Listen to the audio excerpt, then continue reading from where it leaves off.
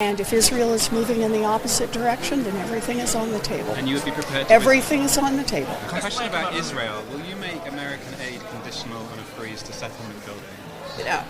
Right now, Netanyahu says that he is going to take Israel in a direction of increasing settlements.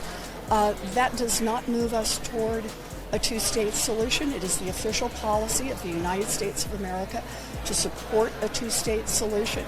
And if Israel is moving in the opposite direction, then everything is on the table. And you would be prepared to... Everything is on the table.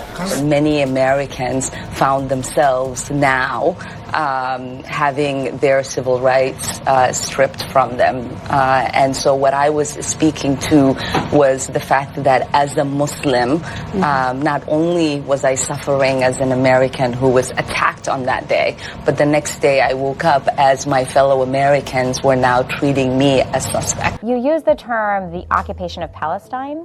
What did you mean by that?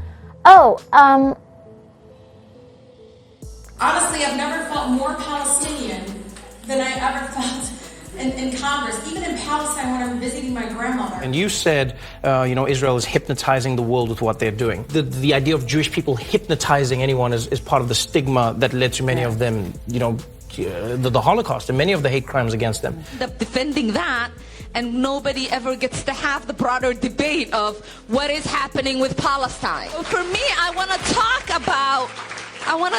about the political influence in this country that says it is okay for people to push for allegiance to a foreign country. Why is it okay for me to talk about the influence of the NRA, of fossil fuel industries or big pharma, and not talk about a powerful lobbying group that is influencing policy? And Congresswoman OMAR recently just said that she compared Israel to Iran. Well, I disagree with the comments comparing Israel to Iran. Okay, people like me get strung up in Iran. So the idea that what's going on is equivalent is just wrong.